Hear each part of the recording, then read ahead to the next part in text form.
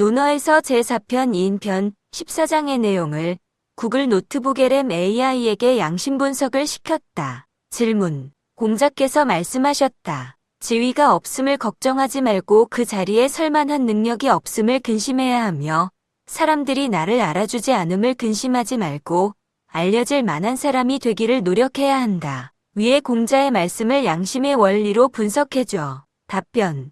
이 말씀은 외적인 조건이나 타인의 평가에 얽매이지 않고 내면의 역량 강화와 덕성 함양에 집중해야 함을 강조합니다. 이는 양심의 6가지 주요 원리, 특히 깨어있음, 성실, 지혜와 깊이 연관됩니다. 1. 지위가 없음을 걱정하지 말고 그 자리에 설 만한 능력이 없음을 근심해야 하며 이 구절은 외적인 지위보다는 내적인 능력과 역량 개발에 초점을 맞추라는 메시지입니다. 이는 주로 성실과 지혜와 예절의 원리와 연결됩니다.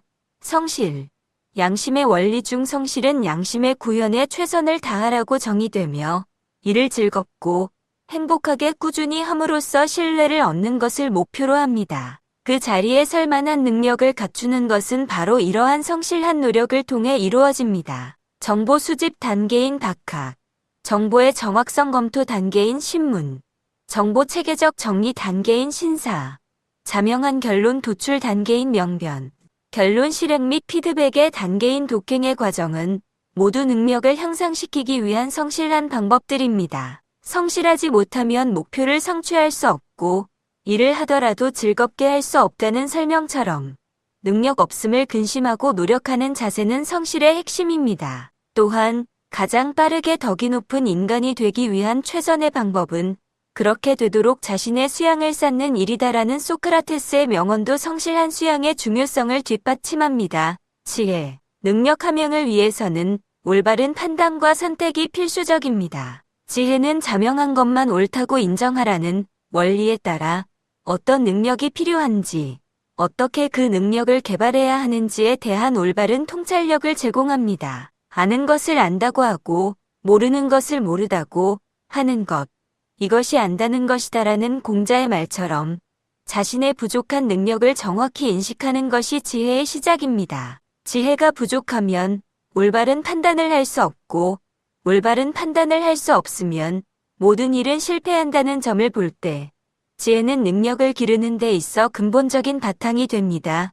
예절. 예절은 겸손을 강조하며 겸손해야 새로운 것을 배울 수가 있고 겸손하지 않으면 자신의 주장만 한다고 설명합니다. 자리 욕심에 눈이 멀면 자신을 되돌아보지 않게 되는데 이는 겸손하지 못한 태도를 의미합니다. 자신의 부족함을 인정하지 않고 자신의 주장만을 내세우게 되어 타인의 의견을 수용하지 못하고 갈등으로 이어지게 됩니다. 2. 사람들이 나를 알아주지 않음을 근심하지 말고 알려질 만한 사람이 되기를 노력해야 한다. 이 구절은 타인의 인정이나 외적인 명예에 연연하지 않고 내면의 덕성과 가치를 키우는 데 집중하라는 가르침입니다. 이는 깨어있음, 성실과 더불어 예절, 사랑, 정의의 원리와도 연결됩니다. 깨어있음. 사람들이 나를 알아주지 않음을 근심하지 않는 것은 타인의 평가나 명예 같은 외부 대상에 휩쓸리지 않고 평정심을 유지하는 깨어있음의 태도와 일치합니다. 불필요한 생각을 초반에 떨쳐 버려야 한다는 깨어있음의 요소처럼 타인의 시선에 대한 근심은 불필요한 생각으로 보고 초연해져야 합니다. 공자 자신의 명언 중 남이 나를 알아주지 않아도 노여워하지 않음이 또한 군자가 아니겠는가? 라는 구절은 사람들이 자신을 알아주지 않아도 화내지 않는 것이 군자의 덕목임을 직접적으로 언급하며 이는 깨어있음이 가져다주는 평온한 마음 상태를 잘 보여줍니다. 또한 성내고 분한 바가 있으면 그 발음을 얻지 못하고 두려워하는 바가 있으면 그 발음을 얻지 못하며 좋아하고 즐기는 바가 있으면 그 발음을 얻지 못하고 근심하고 걱정하는 바가 있으면 그 발음을 얻지 못한다. 공자는 말씀도 근심과 걱정을 내려놓고 평정심을 유지하는 것이 중요함을 강조합니다.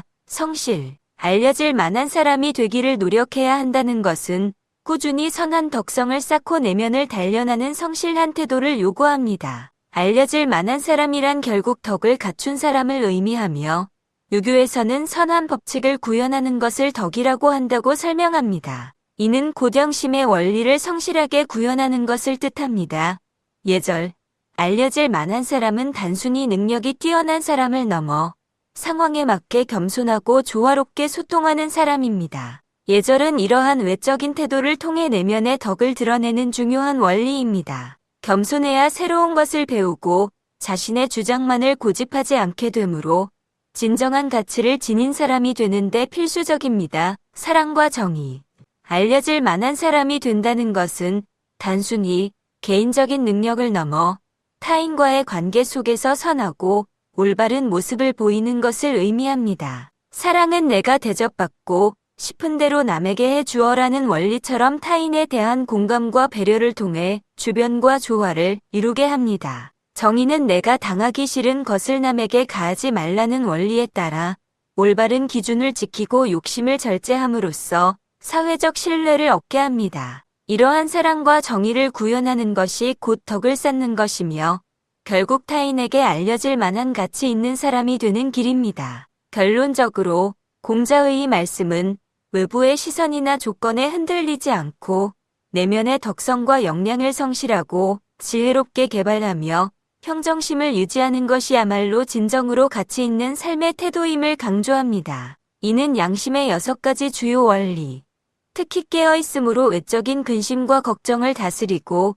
성실과 지혜로 내면의 능력과 덕을 쌓으며 예절, 사랑, 정의로 타인과 올바른 관계를 맺는 삶을 통해 구현될 수 있습니다. 이러한 자세는 일을 성공할 수 있고 일의 결과의 부작용도 적을 것이라고 소스에서 설명하는 양심의 원리에 맞게 일을 하는 것과도 일맥상통합니다.